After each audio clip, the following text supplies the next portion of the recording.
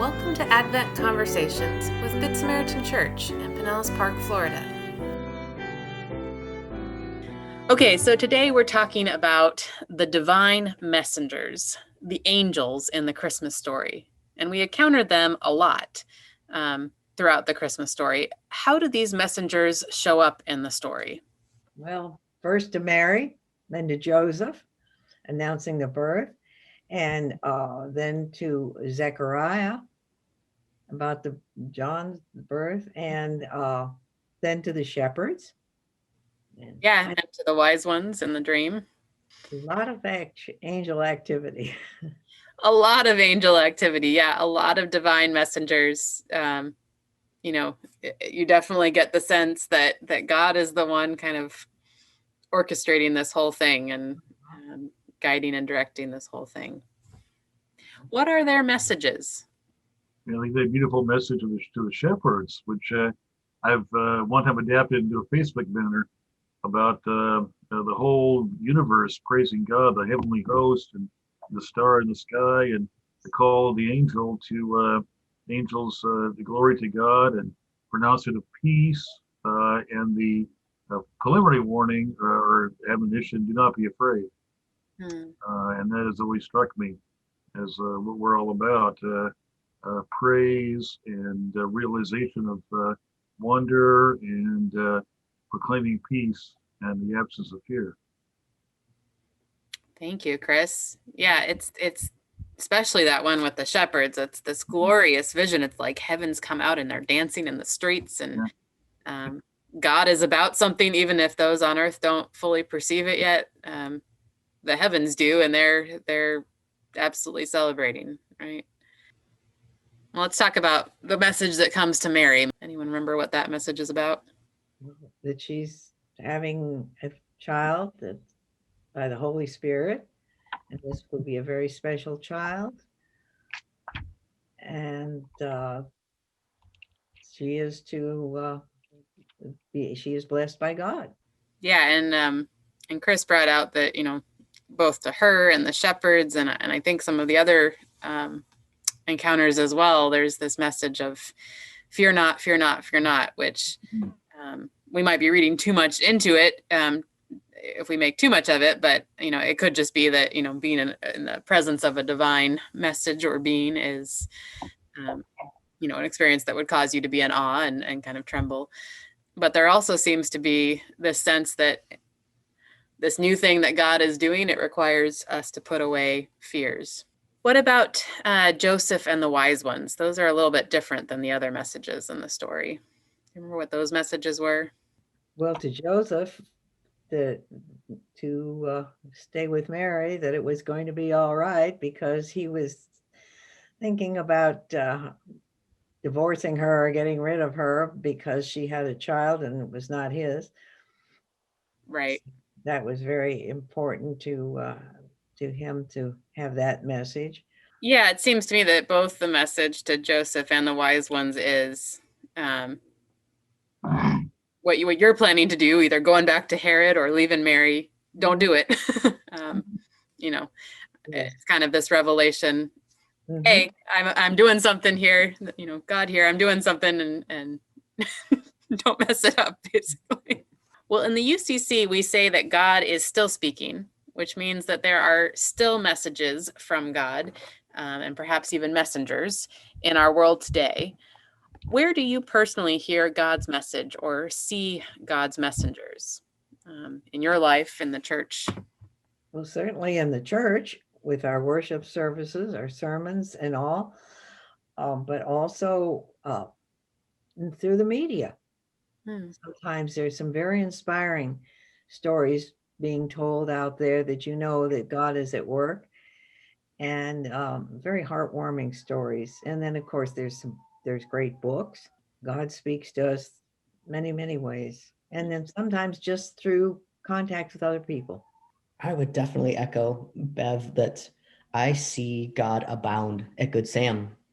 And I see, in the little side conversations and the way that each person cares for another and checks in, the calls and the cards. And it's it's really, really lovely to see in the midst of all this chaos that God is really shining through other people. Oh, yes. Yeah, I think about it actually came up in the lectionary this last week, but where Jesus says we will see him around us, in the poor, in the hungry, and people in need. I think some of the most powerful experiences I've had of kind of experiencing messengers or the presence of God's love has been among those in this world who don't have much, and oftentimes also with people who are grassroots organizers, who are kind of the prophets, so to speak, in our world, who are pointing out the injustices and going toe to toe with the tyrants, and calling all of us to participate. Well, what messages or messengers are ushering Emmanuel, God with us, into our world, would you say? One of the things we say during the Advent season is that Jesus is always coming, always being born in the world. So this year, who are the messengers kind of ushering that in? What are the messages ushering that in? I would say one thing would be our medical people who are saving lives and putting their own lives on always out there. And you just hear such great stories of how they are working their own little miracles with people. I think children are just beautiful messengers, whether the new babies that are just coming into this world, or the children that have some couple of years under their belt. But just to sit and watch that we're all panicking and they're finding joy, and they're the simple things and the kindness that just pours out from their heart. Yeah, I know my kids have certainly been that for me. All right. Well, have you ever had what some would call a mystical experience, an encounter with the divine or with a message from God? Yes, I can share that because it's changed my whole life. I think I was out of college. I was working in a radio station writing advertising copy, and it was a dead end thing. I had wanted to go on into social work, but I needed to go to graduate school and I couldn't afford it. And so one day, somebody, and I don't know who it was, put a paper on my desk at work talking about how Florida State had just opened a new program for social workers, and they were giving stipends that would cover not only tuition, but most of your living expenses as well. And I, in the fall, I was off to Tallahassee, I tell you, and it changed my whole world. But the thing was, before this, I had said to God, I don't know what you want me to do, God. I'd love to have a family someday and all this, but I'll do whatever you feel I should do. And so when I saw that paper, I knew that was God's message to me. This is what you are to do. And the nice thing was, I also, when I was at school, I met my husband. So God, I felt that was all from God. That's a beautiful story. Thank you, Bev. Anyone else ever had a kind of mystical experience or encounter with a divine message or messenger? See, I never have that I can think of. Transcendent experiences maybe through art and music. I don't know if I count those as in this category or not. It's very rare with concerts, but occasionally it's happened. You just feel transported at the end.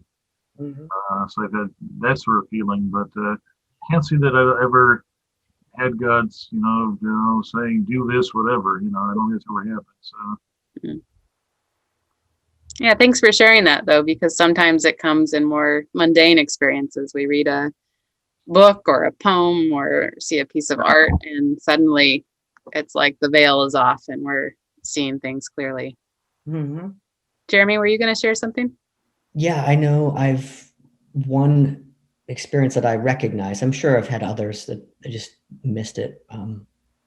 But it was very, very early on in my transition, about 12 years ago, that I was in a really dark space. And I had made up my mind that I didn't want to live anymore. And it was an absolute moment. I literally it was moments away.